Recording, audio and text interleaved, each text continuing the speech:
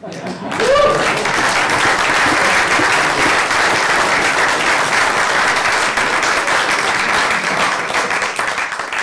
a note, when the guy was taking a solo, it just had one bar that said "oh."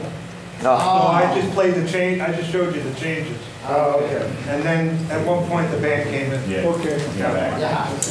Oh. So, now you know about the drama. But I noticed that in all of your arrangements, you always throw something in that if people pay attention, they'll start laughing. You know, just like that's one example. There's another one, the bench swing, where you have laughter, the whole band is going, I mean, that's... They do that, but that's not the one. That's not the one. But I mean, it was harmonized, and I'm going, why'd you do that? It's funny. Yeah, well, it was supposed to be. Dave? Yes. Has Stevie Wonder heard that particular chart? I doubt it.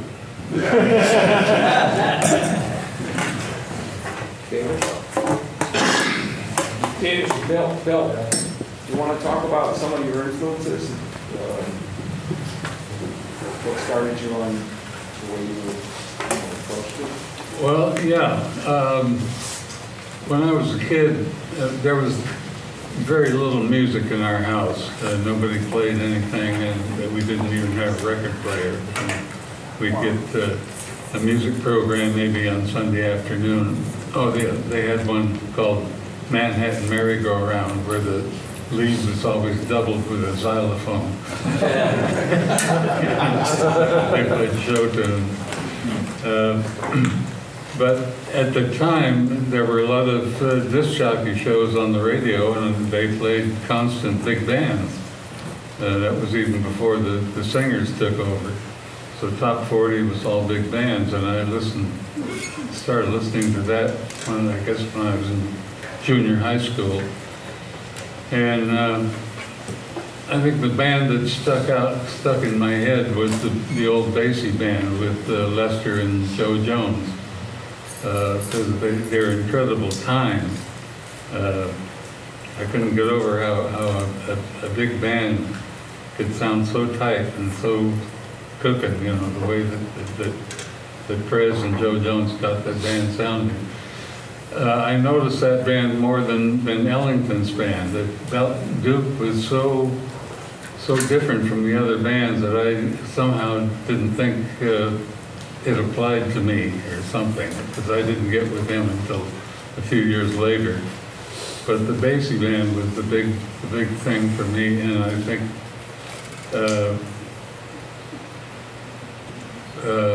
time is still a big consideration for me.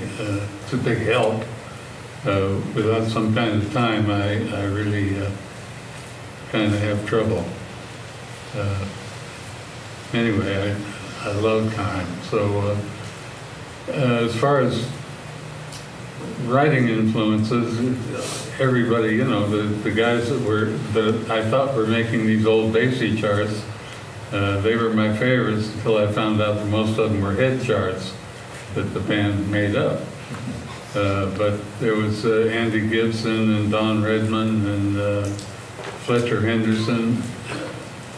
I think I found out about Fletcher first because he was writing for Benny Goodman, and Benny's music was all over at that time.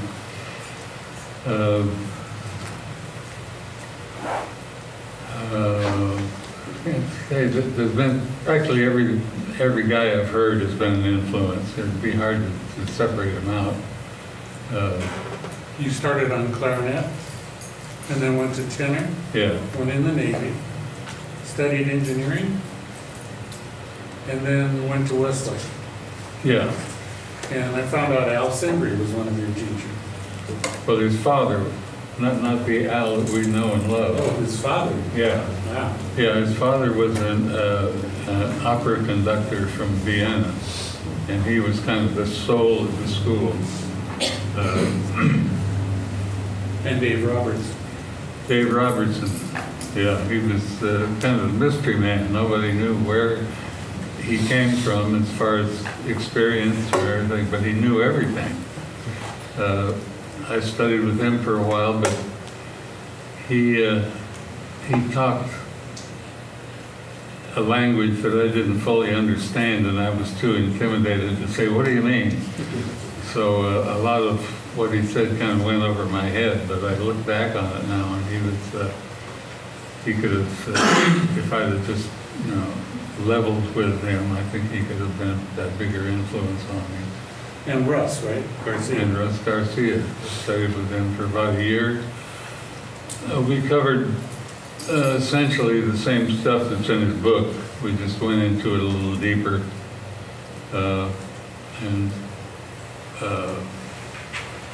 Russ was the first person that exposed me to the concept of form in a piece of music or a chart. When I took in my first big band chart to him, he looked at it for a while and he said, "Well, you've got enough music here for 10 arrangements." And I said, "What do you mean?" He said, "Well, every 8 bars is different, and you could make an arrangement out of any one of them." And then he tried to teach me about economy and reusing material and getting motifs going and reusing them. And then he was always talking about unity and variety, the two things that can be opposites. Like if you go too much on the unity side, your chart's going to be boring. If you go on too much on the variety side, it's not going to make sense. So you got to kind of keep playing one against the other. And that varies according to the writing situation you're in. Like for some bands, the variety is more important than the unity, but for commercial things, a lot of times you'll go for the unity. But it took me a few years to kind of absorb everything he was telling me about form, and then after a while it got to be a very good consideration. I think about form, the shape of the piece, and how it's going to move itself forward rather than get stuck in some kind of static situation, or as I was saying about Just Friends, getting to climax too soon is a fault I hear. Now, guys are writing longer pieces. They may get a little too get to a climax too soon, and then they're beating the dead horse the rest of the chart, trying to keep up to that level or trying to exceed it toward the ending. And so when I get into a few bars into a chart, I start thinking about where I'm going and how long it's going to take me to get there, how long the piece is going to be, and how to build to a logical climax, and how you're going to get down from the climax to the end. We were doing a gig one night, and a lady came up to me and said, "Oh, Mr. Ullman, you write the most beautiful endings." What about the rest of the chart? The ending is important too. How you're going to get out of it, and tendency is to do it too quickly. You can take time on an ending, and it doesn't hurt. Just do it logically. If you're coming down directly from a climax, make it sound gradual. Don't necessarily do it all at once. Or if the climax is going to be your last note, you don't have to worry about coming down. But endings are important. And you also have a tendency, a lot of times, to write surprise endings. kind of shocks you. Oh, wow, he went here, he went there. And I noticed in one of them, you do stuff where there's nothing written, the players are all improvising. On the ending? Uh-huh. Like on this one, Isn't She Lovely? Everybody was soloing. I think it's all written out. Oh, no, you're right. Something's written out, isn't it? A rhythm pattern, but no real. Oh, these guys, yeah. Yeah, The rhythm section, yes. right. Written out. But that's a characteristic of some of your later arrangements, is to incorporate a freedom for the player. One of them I saw, it was like the trumpets and trombones were playing the shout chorus, the saxophones were all soloing at the same time. Mm-hmm. Very much a characteristic, I think, of the way you write. There was a period a few years ago when I was doing a lot of ensemble improvising,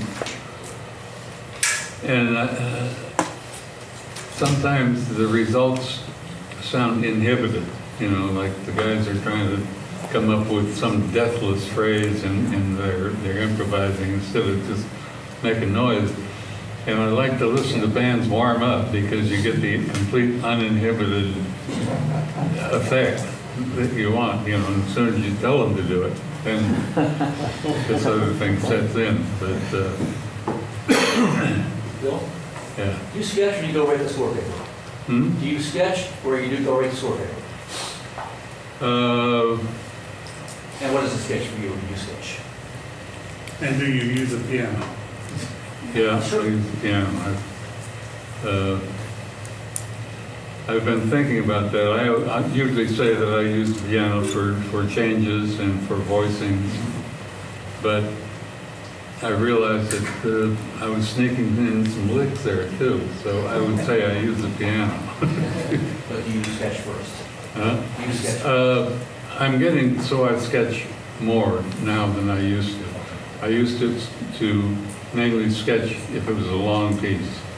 When I was working in Europe, every time we did a production, I'd write a long piece, a half hour or so, and I'd always sketch those things completely. That's like Metropole. Yeah, and the PDR in Cologne. But that's not just a big band either. A lot of that's orchestra. Well, in Cologne, it was a jazz band, and Metropole, the whole thing.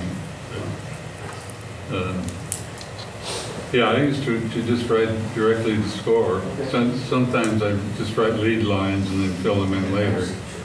But lately I've been sketching more. I don't know why. I think. In those days, you just went transpose the whole play, didn't you? You transposed the whole way when you wrote just transpose score. Yeah. All of your things to see. Yeah. Sometimes I write. Oh yeah, when I was doing a lot of sweetening dates back in the late '60s, I'd write concert scores because very often the producer would want to change something, and it's much easier to change a concert score. But it throws me off a little bit after writing so many years transposed that if I'm not careful about registers, it'll be off just a little bit.